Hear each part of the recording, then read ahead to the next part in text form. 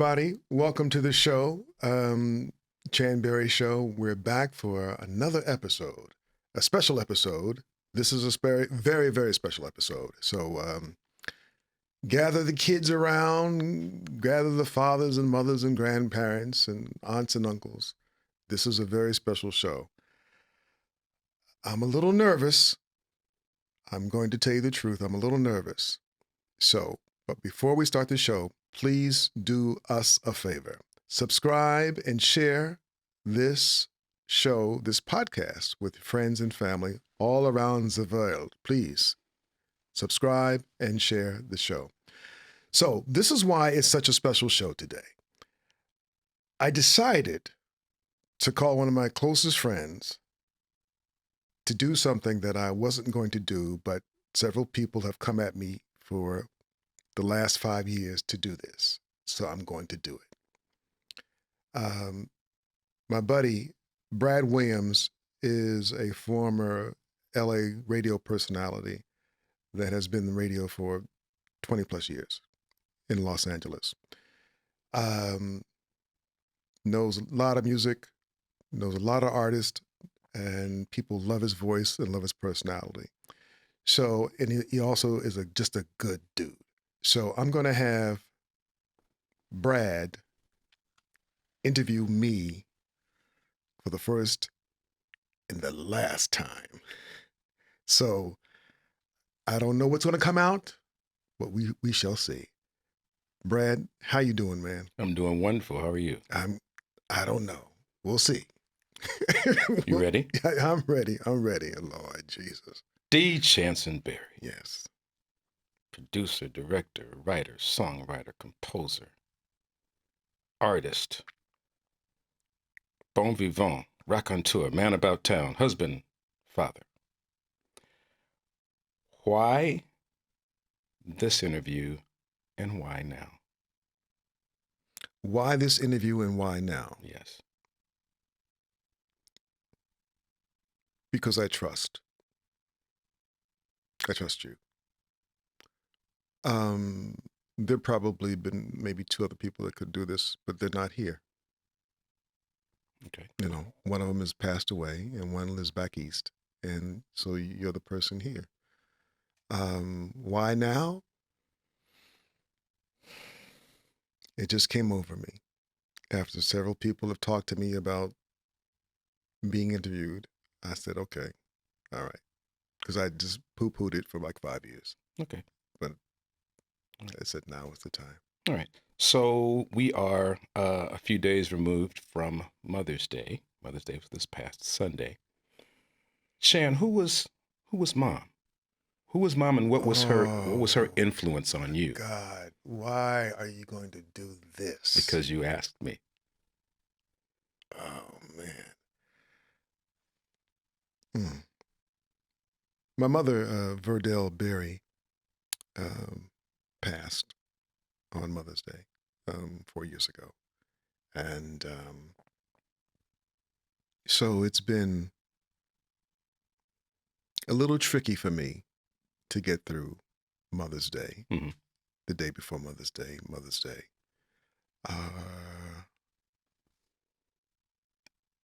Painfully beautiful. I use that phrase a lot to describe my work and sometimes myself.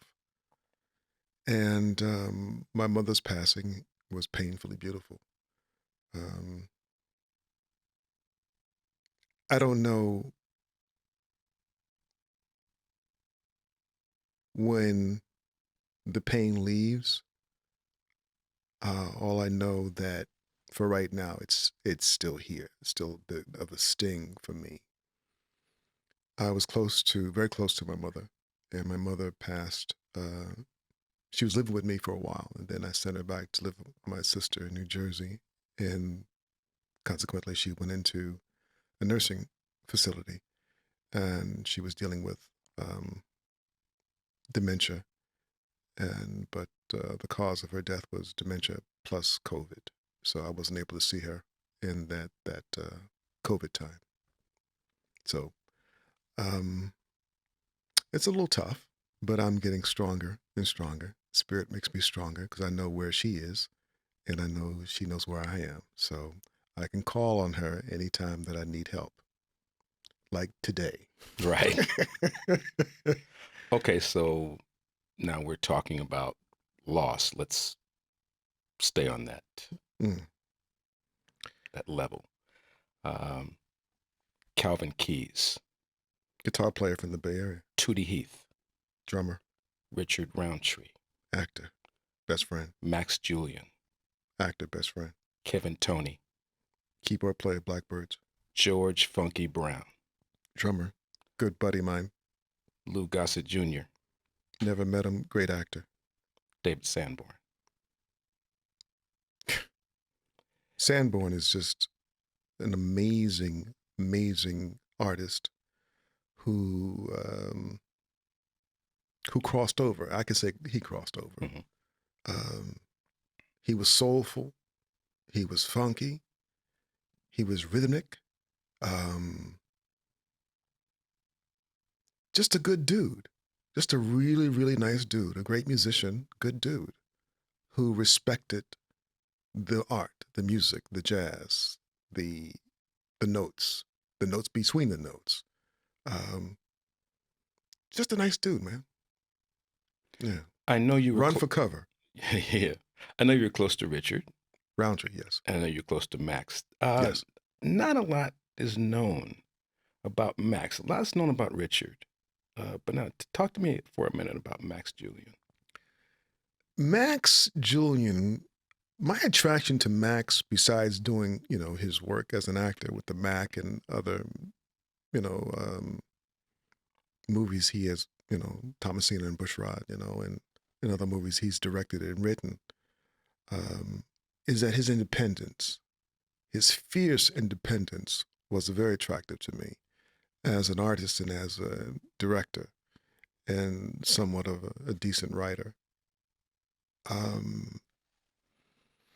Max's energy was artist. That's how I would frame Max Julian, as artist. Max was also painted. He was very craft oriented in his with his hands. Great imagination. Understood us as a people. But made some decisions in his life that kind of put him outside the industry. And we had many, many, many talks about that, how he felt about the industry, how some people had treated him in the industry, and how he wanted me to stay on course of being a director who happens to be Black, who wants to tell, who will tell, who is telling stories from our perspective with dignity. And being that we are both on the 6th floor or 6th floor plus. Yes. Doesn't it seem like at this stage in our lives, we're losing people fast? It seems to come every time you turn around. Yeah, when you get to your 60s and you've got people who are your age and a little younger who are leaving the planet either by natural causes or by cancer or whatever, you start to think about your own mortality. Absolutely. How long do you have left? How many good years do you have left? Mm-hmm. How many healthy years do you have mentally and physically do you have left? What your spiritual life is like right now, and has your spiritual life changed because you're getting closer to the front of the line, so to speak? Tree used to say, I'm not ready to catch the bus, but I know the bus is coming. The bus is coming. Yeah, and so I know the bus is coming, but I'm not ready to catch the bus anytime soon. Right. But it makes you look at life a little differently, and people, and yourself, of course, and the people you love. It definitely makes you look at things differently. Speaking of the people you love, um, you are raising Mm. two fine young men. Mm. What are the lessons that have been taught and that are you're taking away from your past, and what are you trying to steer them towards? What are the conversations that you're having with them, particularly at this point in their lives? I'm raising two boys and two wonderful, spiritually set human beings who are really super intelligent. They get there from their mom. I think they get the curiosity of life from me. They get their blackness from me. I teach blackness um, to my sons from a male's perspective.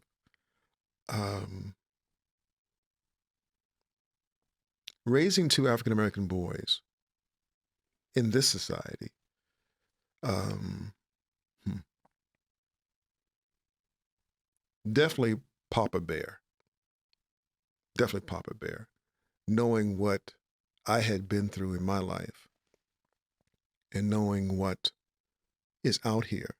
Because when my sons, your children, or anybody's children crosses the front door to close the door and go outside, they no longer belong to you, they belong to the world.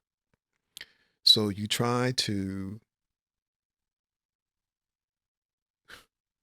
demonstrate as much positivity and moral fiber that you can before they go out the door, and download all this stuff into them that, listen, look out for this, watch out for this, also be aware of this.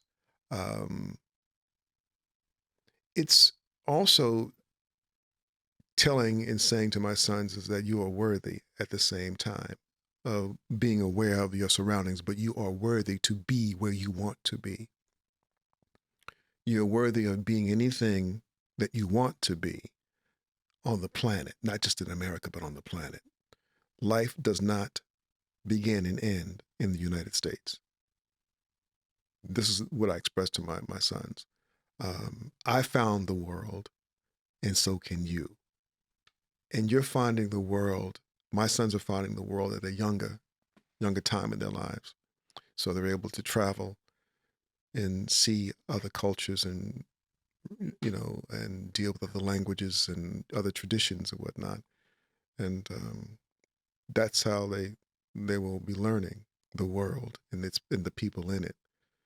So protective, but understanding that I blessed them and they have been blessed with faith. So just, if you know what we've given you, use that, grasshopper,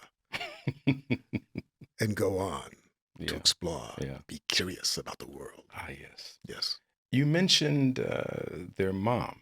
Their mom has been described as a trailblazer. Mm. Bernard Kinsey would call her a bad sister. Yes. Talk about their mom and your wife for a minute. My wife is a brilliant individual. She's brilliant. Raised on the south side of Chicago, partly on the south side and also in Jamaica. She's from Jamaica also. Great business mind. Became a great mother. Became a great mom.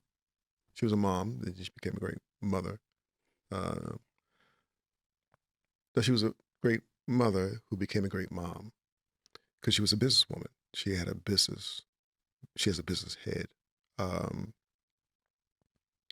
So she brings something else to the table for all of us, and especially the boys, to see a woman who is intellectually strong, emotional,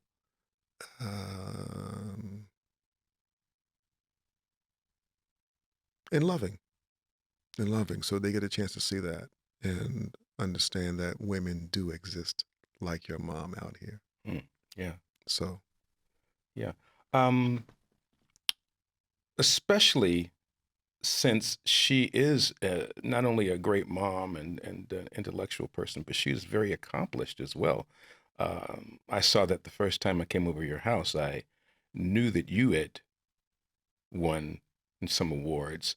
And then as I was leaving your house for the first time, I saw some other awards and I went, "Ooh, when did you win those?" And you yeah, said, "Those aren't mine." yes. Those Emmys are not mine in the house. Yeah. Those are technical Emmys for technical greatness that she's won in television broadcasting for her technical savvy and her teams, that she's put together working at Fox.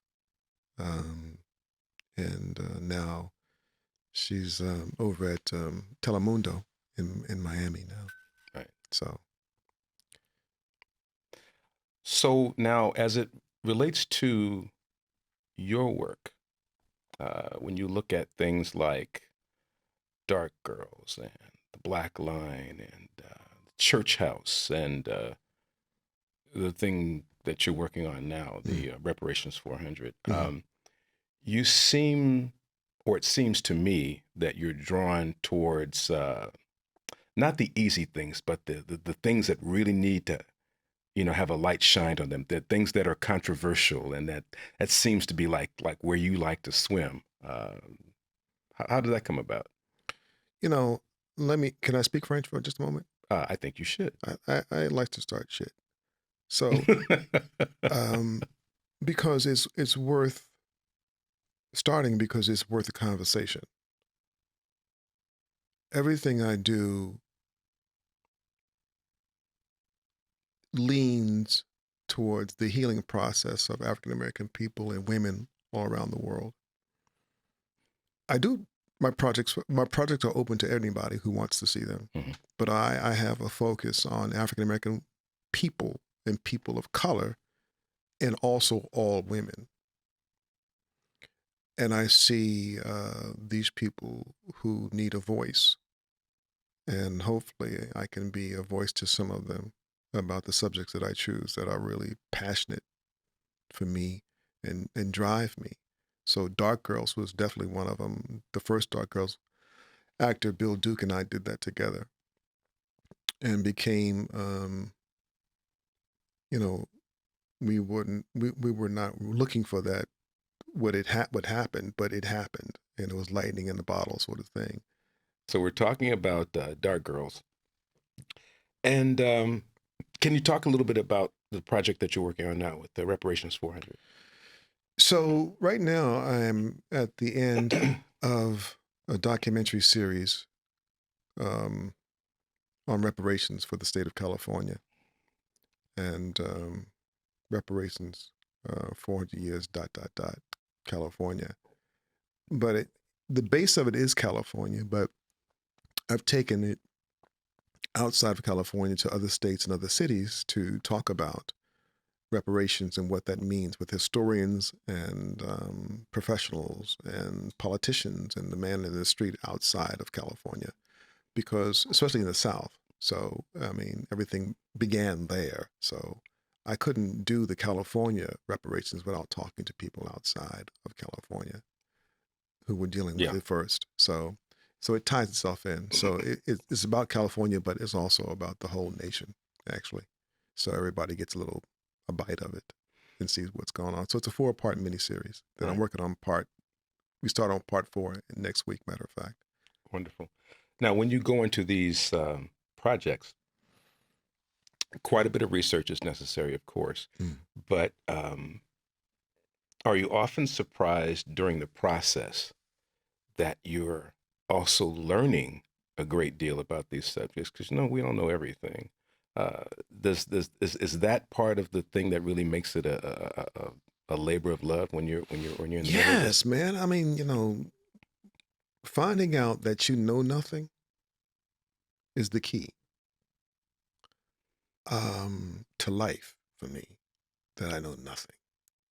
So every day is exploration for me.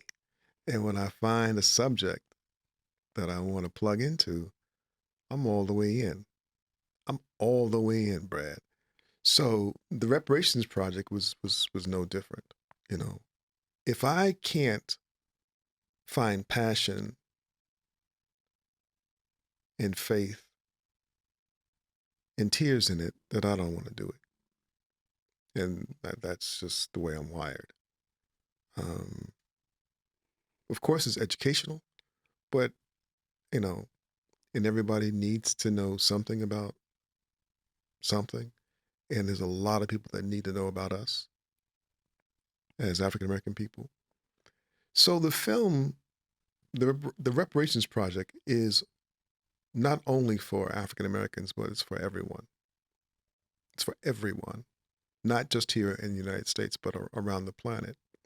Because as far as I'm concerned, from the research that I've done, um, many people of color, of African descent, deserve reparations, not just here in the United States. Chann, one of the things that I wanted to talk to you about was we've known each other for a long time, Mm-hmm. and I know quite a bit about you. Oh, where's this going? You were once employed by the Disney company. And this is one thing that we have talked very little about, Yes. particularly since you were employed in the film financial division. Mm-hmm. So bring me up to speed and bring your audience up to speed as to what that experience was like, um, and what you learned from that, and what you're maybe still applying from lessons learned or experiences that you had during those years. Mm. I don't usually like to talk about that. Um, I learned quite a bit. I learned working in the studio system how people maneuver. I've learned how I learned the system. Let's just say that I learned the system, and I watched more than I participated in that. Um, I'm glad for the experience at the level that I was at, you know, um, but it made me rethink about who I wanted to become in the studio system in Hollywood, and that I made a conscious decision not to do it that way. So that's what that situation taught me, that I didn't want to do it that way.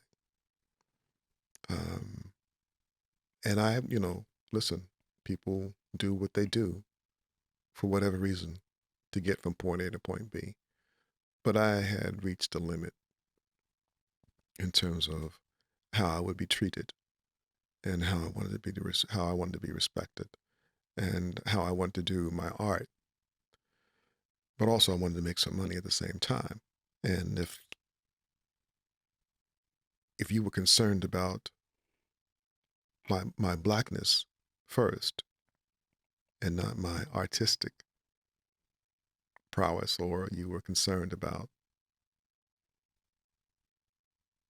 my stories because they didn't line up with what you think they should be, I was out. I was out. But like I said, I learned a lot. It was not a negative experience Mm-hmm. so much as it was an eye-opening experience for me working at the studio system. Um, and I met some really wonderful people and had some wonderful relationships in the system. Um, but I didn't see how I could do exactly what I need to do in that system. And I was hoping that maybe they would change one day, um, and see things differently. They wouldn't see me as the black director or black producer, just see me as a producer who happens to be a male, who happens to be black, and not label me in terms of you see me this way, you see my people this way. So these are the kinds of films that you should be attending to. And that's not it at all. That's not it at all. I go for dramas and romance. I'm not the comedy guy. I'm not the big action guy. I like dramas and I like romance. And those are the things I wanted to talk about in terms of, the narrative, feature films. Documentaries were a whole different other thing. I see.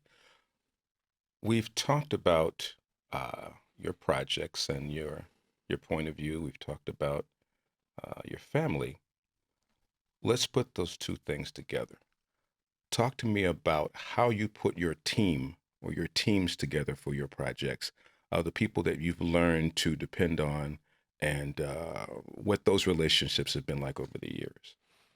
The teams, I handpicked everybody because I was told that I had trust issues by many people. I have trust issues. And maybe I do. And maybe I do. And those are one of the things that came up in my therapy sessions over the last 27, 28 years. Trust issues. But so I try to handpick the people. I do my own vetting of people and finding out where people's spirits are first, and how we connect, and what they bring to the table, and how we can help each other. Because it's a two-way street. It's not a one-way street. Just because I hire you, you do me, you do me, you do me. It's no. We have to exchange ideas, and I got to be open to that. And there's certain kind of energies I cannot work with. There's certain kind of energies I cannot work with. I don't like racist people. I don't like anti-black people. I don't like womanizers. I don't like men who disrespect women on my set. I won't have it. I don't care what women have done. You don't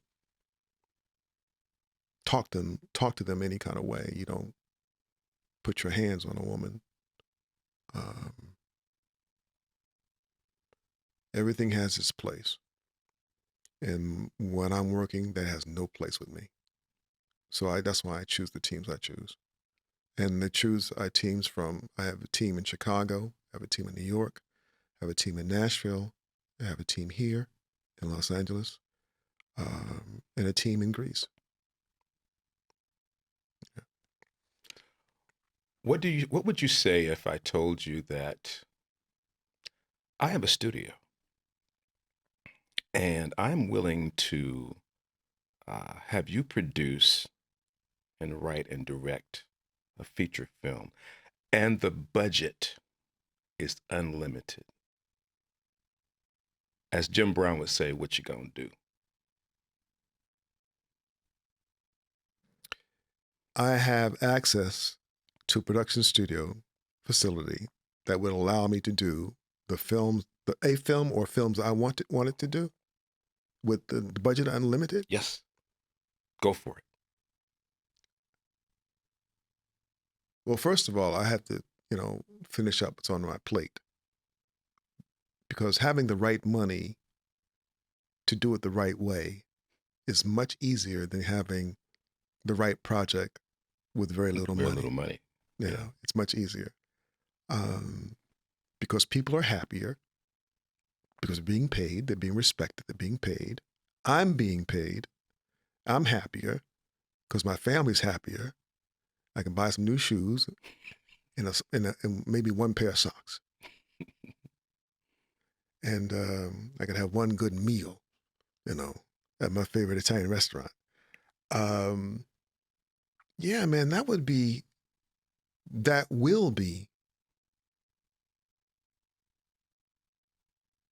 the thing for me. When I can be able to do 5 more documentaries and 3 feature films, and then I'm out. And we'll just sit back and write music for the rest of my life. But these 3 feature films, one of them is a remake. I want to do All About Eve, an African American version of All About Eve. Gotcha. And I would love for Diana Ross to play Margot Channing. Really? Mm-hmm. Okay. Yeah, I would love for Diana Ross to play Margot Channing. She would nail it. She would absolutely nail it. She's got the grace, the class, and the chops to do it. So that's one. There's a book called Perfect Peace, written by Daniel Black, that I would love to do. And then another feature film called Martin Lane that I wrote. That I wrote for Viola Davis. But that probably won't happen because she's kind of aged out of it now. And so those are the 3 pieces that I would work on right now. There might be a 4th called Slices. No, I don't want to lie. Slices is another one. So probably 4 feature films and probably 4 or 5 docs, and I'm out. Cool. Here's something. Let's switch lanes a little bit. Oh no. We talk all the time. Yes, we do, sir. Most of the time, we're talking about music and musicians. Most of the time. Yeah. And we can stay on the phone for hours. We can talk when we're together in person for hours, and we never get tired of it. Right. And at some point, or at one point during one of our conversations a while ago, you asked me a question. You said, Brad, what's wrong with us? I'm going to turn it back around to you. Chann, you know me, and I know you. What's wrong with us? In terms of you and I? Yes. Or not just you and I and people like you and I, because we have friends that are just as bad or worse. Yes, or worse. Or worse. So we have a thing, we're a little off. We're a little off, and we have this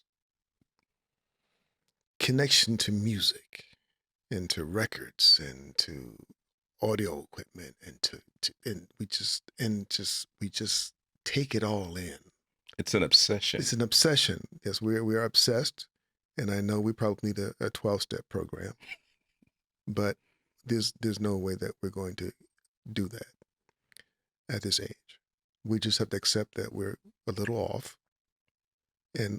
but not off the record. So we collect. We love music. We talk about concerts. We talk about artists all the time. We talk about the past. We talk about the present. We talk about the future. But we cannot get away from the music. We both play. We both write. We both collect music. We both go to concerts, clubs to take in music. We respect the musician. Absolutely. Past the moon. We respect great musicians past the moon. Musicians of the past and musicians of the present,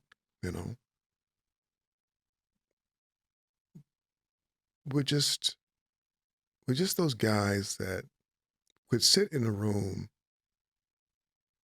like 3 or 4 of us, 5 of us, come to my house, and we'll just bring our albums, and we'll sit and we'll talk and we'll drink and eat all day, all night long, and listen to music, each other's music.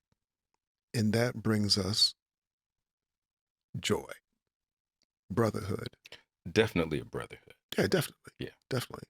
And I don't know, there are probably a bunch of guys that do that around the Sure. world, you know, that they connect. Some cats connect with cars, you know, some cats connect, you know, on other levels, you know, maybe cats cook, you know. But for us, the connection is music and the albums and the records and the tapes and, Yeah. and all Yeah. of that stuff. Yeah. Man, this Yeah. is what we do. Yeah.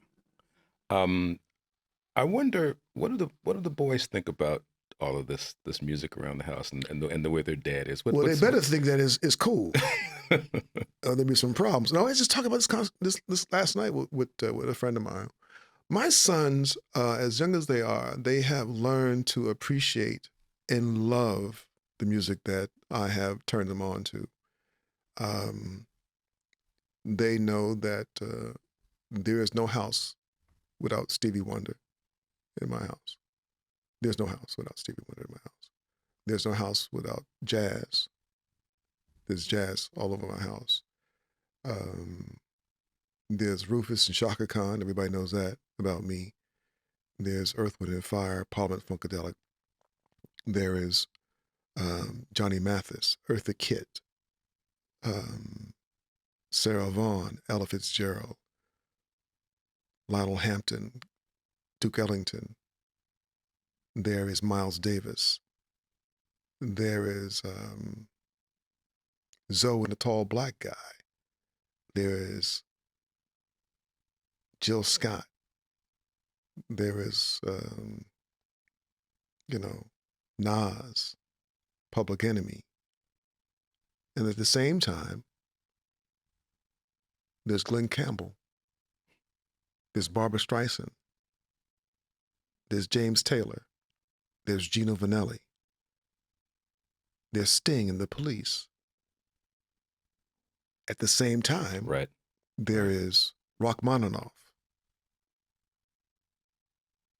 Horowitz,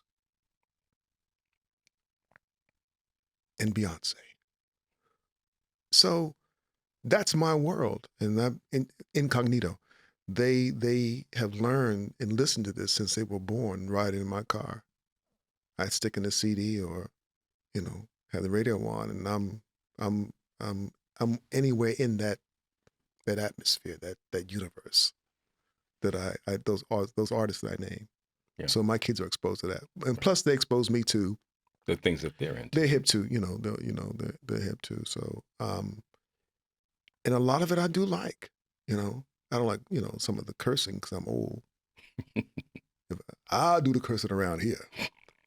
So there's certain artists they listen to I just can't take, but because it's just but there's a lot of it I do like, and they like some hip hop R&B stuff that I really really like. Chann, we are both the kind of people who've interviewed many people in the past. Thinking back to all the interviews that you've done, which ones really, really stand out, or which ones really affected you in some way? Which interviews affected me the most or stand out the most?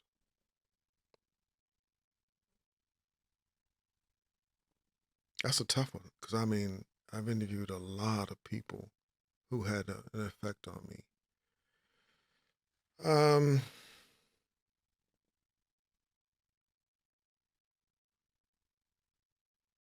Okay. Minister Louis Farrakhan is definitely one of them. The Jacksons, definitely. Will Hurst, of the Hearst family. He ran the San Francisco, I think it was the Chronicle. Yes. Will Hearst, the Jacksons, Minister Farrakhan.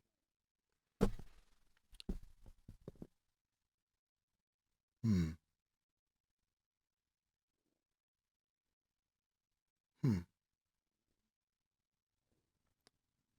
Probably Dizzy Gillespie and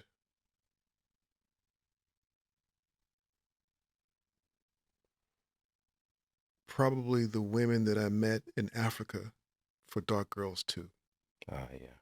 Yeah, the women I met in Africa and for Dark Mhm. Girls too. Mhm. I'm not familiar with Mr. Hearst, other than knowing the Hearst name. Mm. Tell me a little bit about that interview, or a little bit about him. Well, when we met, I was at a radio station up in the Bay Area. I was working in the Quiet Storm station, and I was doing a little bit of a interview show. Mhm. And I called. I just wanted to deal with people who I felt were interesting to me, and Will Hearst was interesting to me. Patty Hearst's cousin, Mhm. heir to the Hearst, William Randolph Hearst, and then they had a newspaper, the San Francisco Chronicle, and I called him up, and we spoke. He had a very normal life, drove no fancy car, lived, I believe he lived in Berkeley at the time, married, very nice, very humbled, very, he wasn't what you think he could be. And so we stayed in contact for a little bit. And then I think the board got to him and like, listen, you've got to change your lifestyle and that sort of thing. So he did some other things with his life. I really enjoyed the interview that you did with Tree and Glenn. That Yeah, was that Richard was Roundtree and that Glenn was and Glenn Turman. enjoyable. Just watching that, man. Yeah, man, that's historical because that that that will never happen again, you know. And I miss Tree Roundtree a lot. That's one of my best buddies. And Glenn is such a super dude. Such my brother. When I was my Quarian brother. Such a real nice cat and super talented. Still working. Right. Still putting great product out there and his acting ability, giving us great gifts. Two great people, man. We talked about all the things that you do, have done. Go back to young Mr. Berry in Newark, New Jersey, Mm, and all the dreams he had mm. back then. Um, Speak to me about dreams that were realized and dreams that have not been or weren't realized. My dreams of at 9 years old, I knew exactly what I wanted to do at 9. Really? And I'm watching television on the sun parlor of our home on 128 Chestnut Street in East Orange, New Jersey. And it's Saturday afternoon, and the cartoons are on.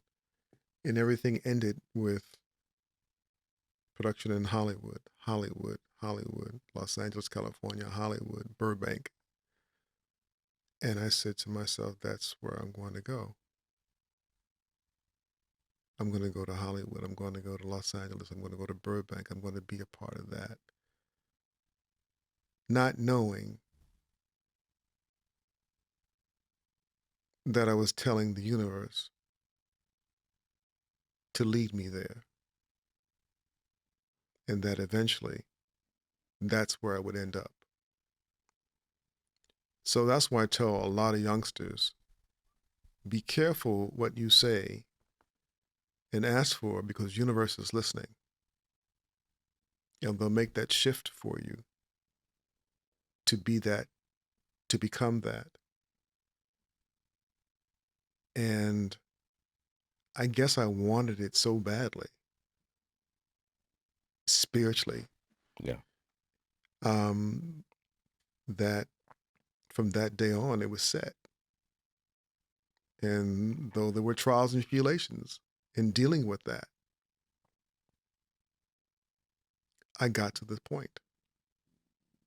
Um, I got to the point. Now, the definition of success is different for everybody. It's different for me, probably, than a lot of other people, you know. Um,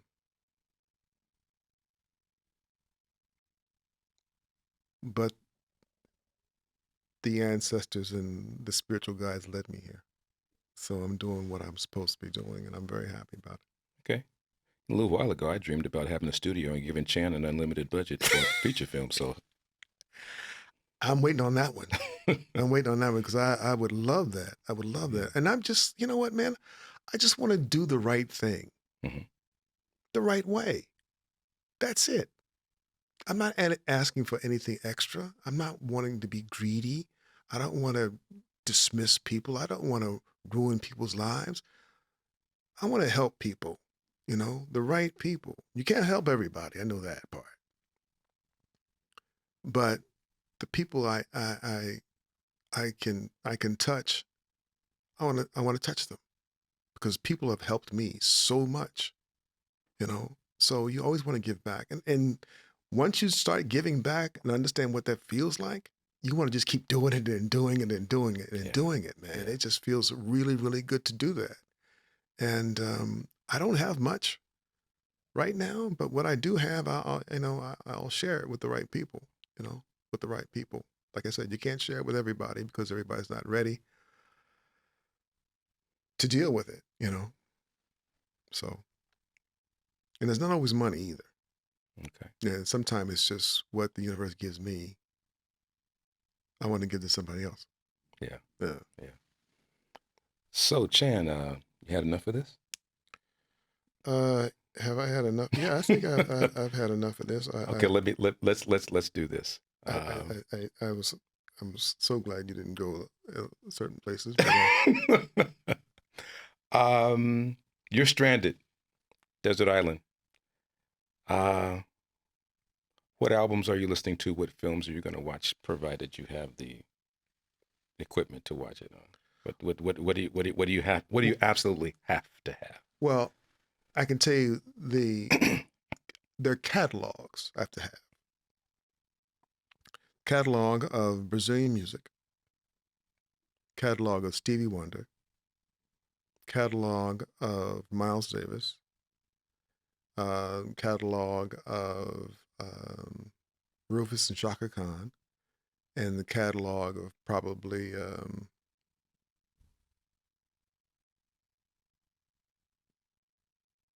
Ella and Sarah. Yeah, I'm good with that. Films? Films. All About Eve. You've mentioned that several times. Yes, All About Eve. Yeah. The Godfather 1 and 2. Braveheart.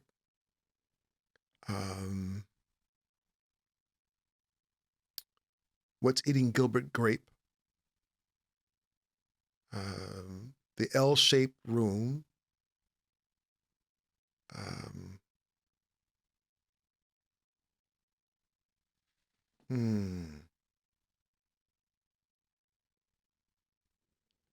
Man, there's so many movies, man.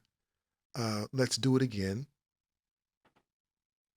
And one more.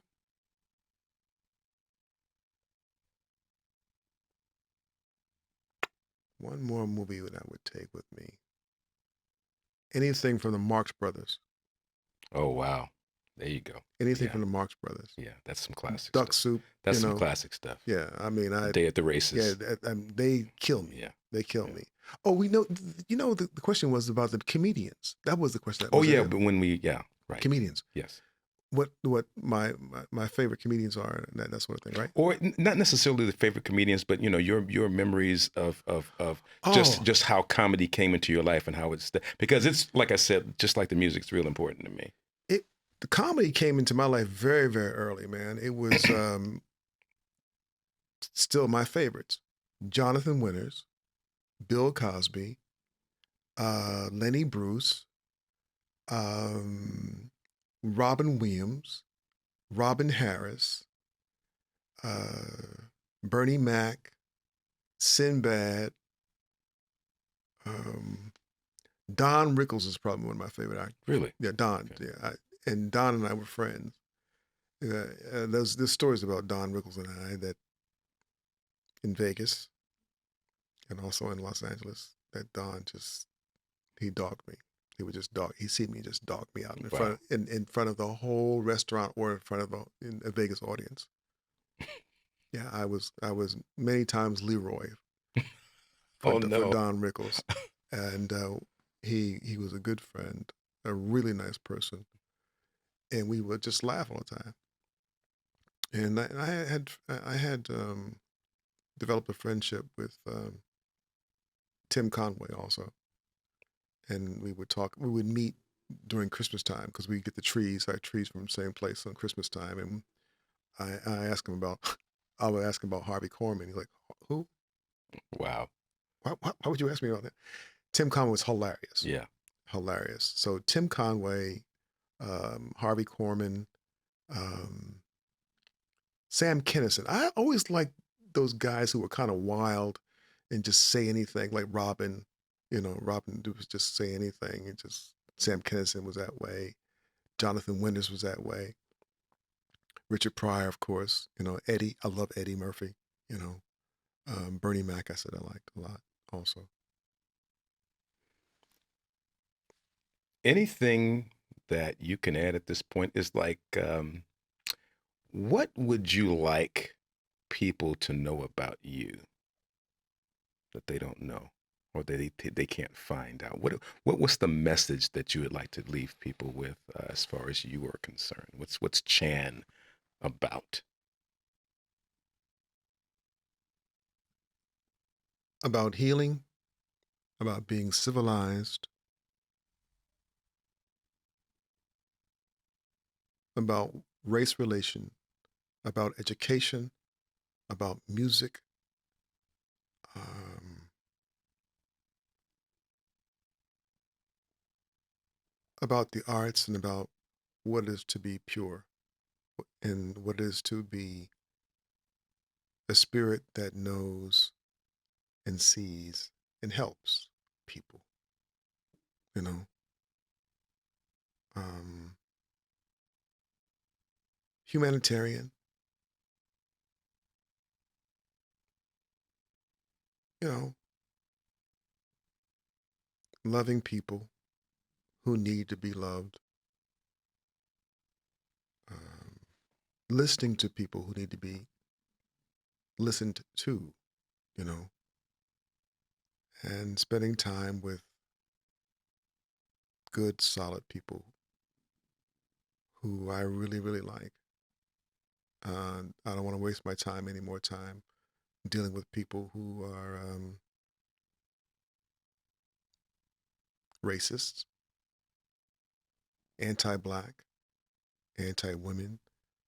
Um, I don't have any time for that. I don't have any time for that. I want to have peace in my life, inner peace and peace outside my life for me and my family and my friends. And that's probably one of the reasons why I like the farm acres type of thing Yeah, yeah, to get away. yeah. I like the city, but I need that time over there to just like, woosah, get away. Yeah, I must get away. yeah. Chann, one more thing. Yes, sir. Thanks for inviting me into your house. You're welcome. I'm gonna let you off the hook. Thank you, thank you, thank you. So we good? We good. So listen, everybody. This was something special that my friend Brad Williams and I decided to do, and I hope you enjoyed it. I'll probably never do this again.